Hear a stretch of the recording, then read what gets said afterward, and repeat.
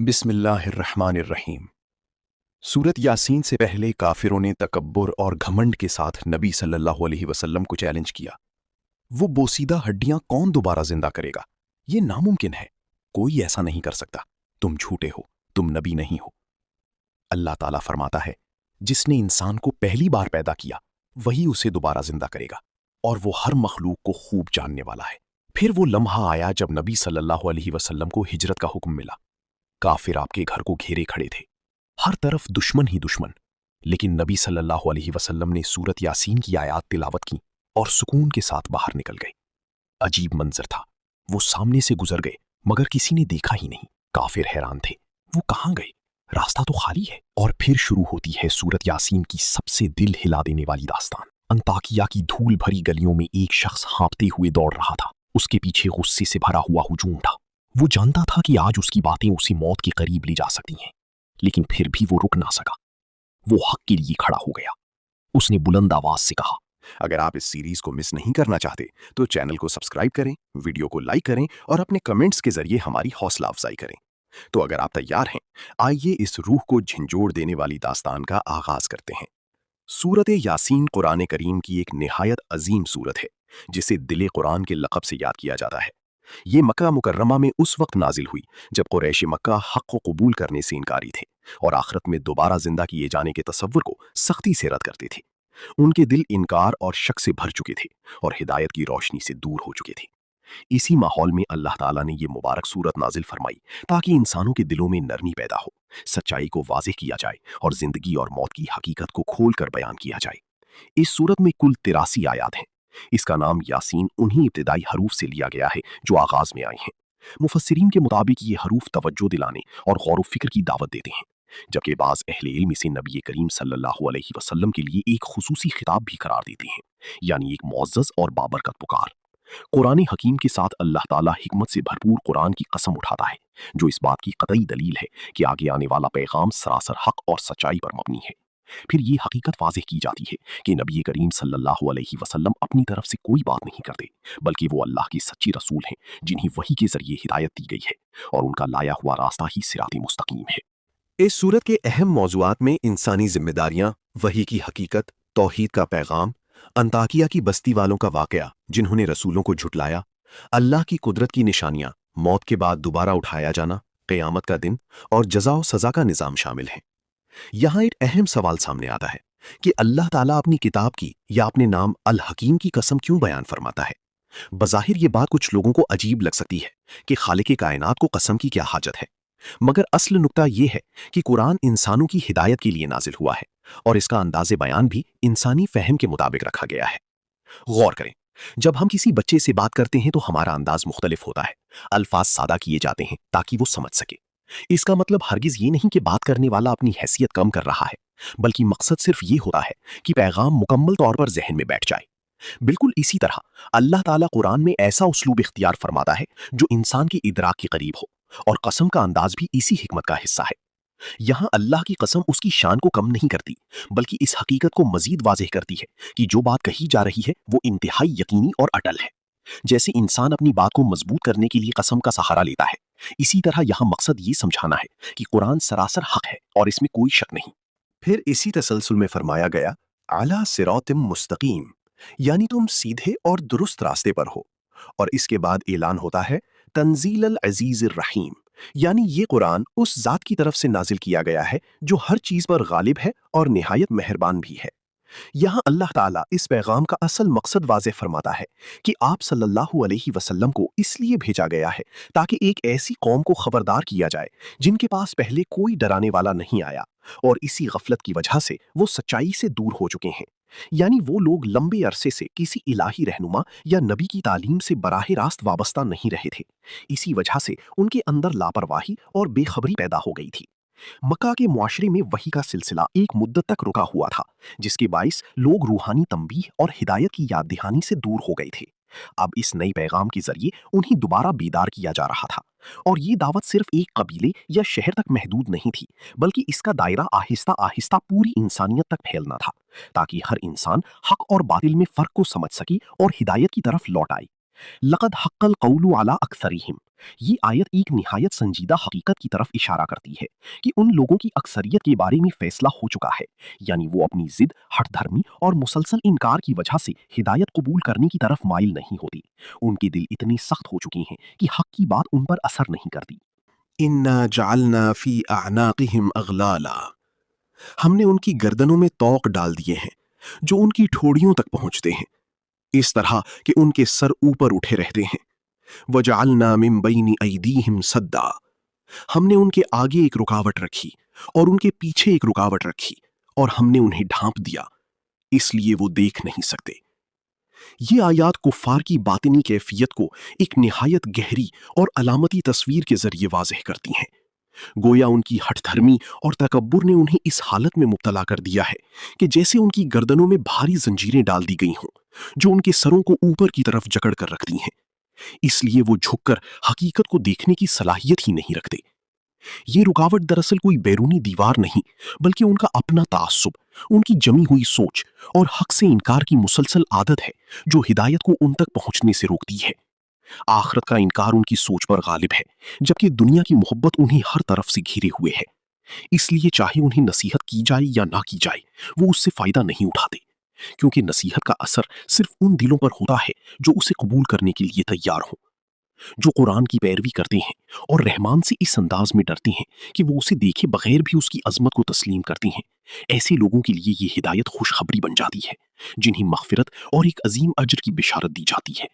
اِنَّا نَحْنُ نُحْيِي الْمَوْتَى، بے شک ہم ہی مردوں کو دوبارہ زندگی عطا کریں گے، اور ہم ان تمام اعمال کو لکھ رہے ہیں جو انسان نے آگے بھیجے، اور وہ بھی جو اس کے پیچھے آثار کی صورت میں باقی رہ گئے، اور ہر چیز کو ہم نے ایک نہایت واضح اور محفوظ کتاب میں جمع کر رکھا ہے جسے امام مبین کہا جاتا ہے۔ اس سے یہ حقیقت واضح ہوتی ہے کہ موت کے بعد دوبارہ اٹھایا جانا ایک قطعی اور اٹل حقیقت ہے۔ یہاں آثار کا مفہوم بہت گہرا ہے، کیونکہ انسان دنیا سے چلا جاتا ہے مگر اس کے چھوڑے ہوئے نقش باقی رہتے ہیں، چاہے وہ نیکی ہو جیسے علم کا پھیلاؤ، صدقہ جاریہ، صالح اولاد کی تربیت، یا پھر کوئی غلط راستہ جس کی بنیاد اس نے ڈال دی ہو۔ یہ سب کچھ اس کی نامہ اعمال میں محفوظ ہوتا ہے۔ اس کے بعد سورت میں ایک بستی کا ذکر آتا ہے جہاں اللہ تعالیٰ نے اپنی رحمت کے طور پر 2 رسول بھیجے، لیکن جب قوم نے انکار کیا تو مزید تائید کے لیے ایک اور رسول بھی بھیجا گیا۔ یہ اس بات کی دلیل ہے کہ اللہ تعالیٰ فوری گرفت نہیں فرماتا، بلکہ بار بار مواقع عطا کرتا ہے۔ مگر اس کے باوجود لوگوں نے اعتراض کیا، تم تو ہماری ہی طرح انسان ہو، کھاتے ہو پیتے ہو، پھر تم رسول کیسے ہو سکتے ہو؟ اس پر رسولوں نے وضاحت کی کہ ان کا کام صرف اللہ کا پیغام پہنچانا ہے۔ اسی سلسلے میں ایک مرد مومن کا ذکر آتا ہے، وہ شخص جو شہر کے کونے سے دوڑتے ہوئے آیا اور اپنی قوم کو سمجھایا، اے میری قوم، ان رسولوں کی پیروی کرو جو تم سے کوئی بدلہ نہیں مانگتے اور جو سیدھے راستے پر ہیں۔ مجھے کیا ہو گیا کہ میں اس اللہ کی عبادت نہ کروں جس نے مجھے پیدا کیا اور جس کی طرف تم سب کو لوٹنا ہے؟ کیا میں اس کے سوا دوسروں کو الہ بناؤں؟ اگر رحمان مجھے کوئی تکلیف پہنچانا چاہے تو ان کی شفاعت میرے کسی کام کی نہیں آئے گی، اور نہ وہ مجھے بچا سکتے ہیں۔ اگر میں ایسا کروں گا تو میں کھلی گمراہی میں ہوں گا۔ میں تو تمہارے رب پر ایمان لایا ہوں، بس میری بات سنو۔ قوم نے اس مرد مومن کو شہید کر دیا۔ پھر اللہ تعالیٰ نے اسے خبر دی، جنت میں داخل ہو جاؤ۔ اس نے کہا، کاش میری قوم کو پتا ہوتا کہ میرے رب نے مجھے کیا کچھ بخشا اور مجھے عزت والوں میں شامل کیا۔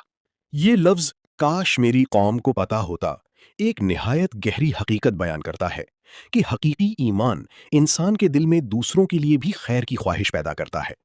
اس مرتبہ شہادت پر پہنچ کر بھی اس کے دل میں اپنی قوم کے لیے کوئی دشمنی کا جذبہ نہیں تھا، بلکہ آرزو تھی کہ وہ بھی اس نعمت سے بہرہ مند ہو جائیں۔ پھر فرمایا گیا، اس کے بعد ہم نے اس کی قوم پر آسمانی عذاب نازل کرنے کی ضرورت ہی نہیں سمجھی، صرف ایک ہولناک چیخ کافی تھی اور وہ سب مٹی ہو گئے۔ افسوس بندے پر، جب بھی کوئی رسول آتا تھا وہ اس کا مذاق اڑاتے تھے۔ کیا انہوں نے نہیں دیکھا کہ ان سے پہلے کتنی قوموں کو ہلاک کیا گیا جو اب ان کی طرف پلٹ کر نہیں آ سکتی؟ پھر اللہ تعالیٰ اپنی عظیم قدرت کی نشانیاں بیان فرماتا ہے۔ زمین جو پہلے سوکھی اور بے جان تھی، ہم نے اسے زندہ کیا اور اس میں سے اناج اگایا جس سے وہ کھاتے ہیں۔ ہم نے اس میں کھجور اور انگور کے باغ بنائے اور اس میں پانی کی چشمے جاری کیے تاکہ وہ اس کے پھل کھائیں، حالانکہ یہ ان کے ہاتھوں کا کیا ہوا نہیں تھا۔ کیا وہ شکر ادا نہیں کریں گے؟ پھر رات اور دن کی گردش، سورج اور چاند کا مقرر کورس، یہ سب اس بات کی دلیل ہے کہ اس کائنات کا ایک مالک اور انتظام کرنے والا ہے۔ رات خود بخود نہیں آتی، وہ دن سے کھینچی جاتی ہے۔ चांद के मनाजिल मुकर्रर हैं, सूरज अपने मुकर्रर रास्ते पर चल रहा है, वो नहीं रुक सकता, नहीं थक सकता, सब कुछ एक मुकर्रर निज़ाम के तहत चल रहा है। और एक और निशानी ये है कि हमने उनकी औलाद को भरी हुई कश्तियों में सवार किया और हमने उनके लिए ऐसी ही दूसरी सवारियां भी पैदा की हैं। अगर हम चाहें तो उन्हें डुबो दें और फिर ना कोई फरियाद सुनने वाला होगा, ना कोई उन्हें बचाएगा, मगर हमारी रहमत की वजह से और ताकि वो कुछ वक्त तक फायदा उठाएं। जब उन्हें कहा जाता है कि जो कुछ अल्लाह ने तुम्हारे लिए आगे भेजा है और जो पीछे छोड़ा है उससे डरो, शायद तुम पर रहम किया जाए। और जब उनके पास रब की निशानियों में से कोई निशानी आती है तो वो उससे मुंह फेर लेते हैं।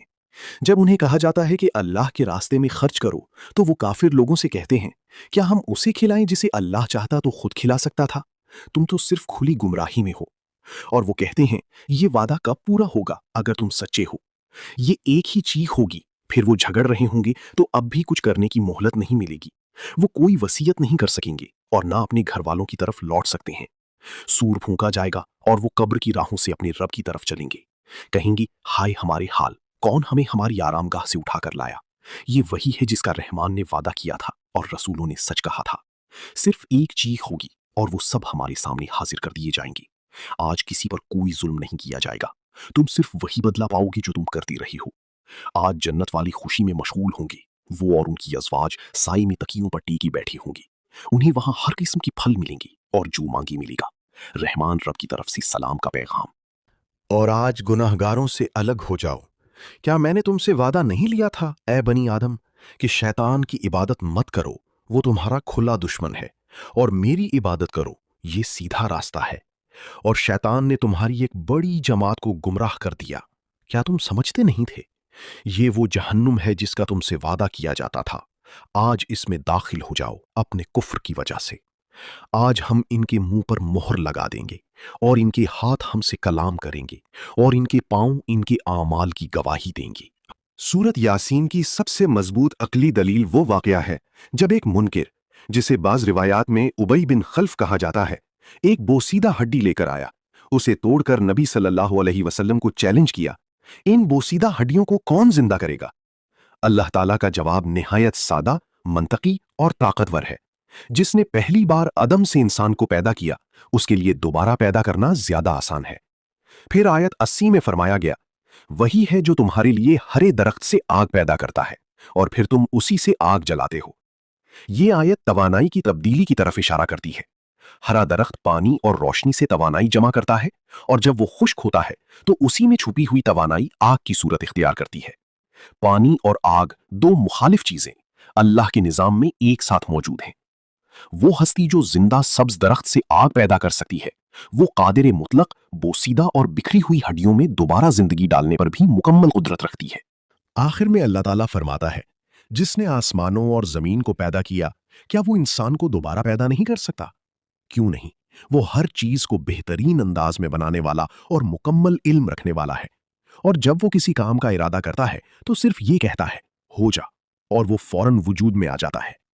अल्लाह ताला को तख्लीक के लिए किसी मादे, किसी जरिए या किसी वक्त की मोहताजी नहीं। उसके लिए सिर्फ एक हुक्म काफी है। वो जात जिसने आसमानों और जमीन को अदम से वजूद बख्शा, उसके लिए ये भी कोई मुश्किल नहीं कि वो कयामत तक इंसानों को नस्ल दर नस्ल पैदा करता रहे और फिर इन सबको मौत के बाद दोबारा जिंदा कर दे। इसकी बादशाही में कोई चीज इत्तेफाक या हादसा नहीं। हर चीज एक मुकम्मल और लामहदूद इल्म के तहत होती है। जब वो किसी काम का इरादा करता है तो उसे ना किसी इजाजत की जरूरत होती है, ना किसी इंतजार की, ना किसी मदद की। वो बस हुक्म देता है और वो हकीकत बन जाती है। और एक दिन ऐसा भी आएगा जब वो हमें पुकारेगा, मेरे पास लौट आओ। उस वक्त ना कोई इंसान उसके हुक्म को टाल सकेगा और ना कोई ताकत उसके फैसले को रोक सकेगी। जिस तरह हम उसके हुक्म से पैदा हुए और उसके हुक्म से मौत को पहुंचे, उसी तरह हम उसी के हुक्म से दोबारा जिंदा किए जाएंगे। सूरत का इख्तिताम अल्लाह की मुकम्मल बादशाही यानी मलाकूत के तसव्वुर पर होता है। यानी हर चीज उसी के इख्तियार में है, हर चीज उसी की मलकियत है और हर रूह को आखिरकार उसी की तरफ लौटना है। ये इख्तितामी पैगाम सूरत यासीन के दो बुनियादी उसूलों को मजबूत करता है, तौहीद यानी अल्लाह की वहदानियत, और आखिरत यानी मौत के बाद दोबारा जिंदगी। इसी के साथ ये गुफ्तगू मुकम्मल होती है और ये पैगाम इंसान को गौर, ईमान और अमल की तरफ बुलाता है।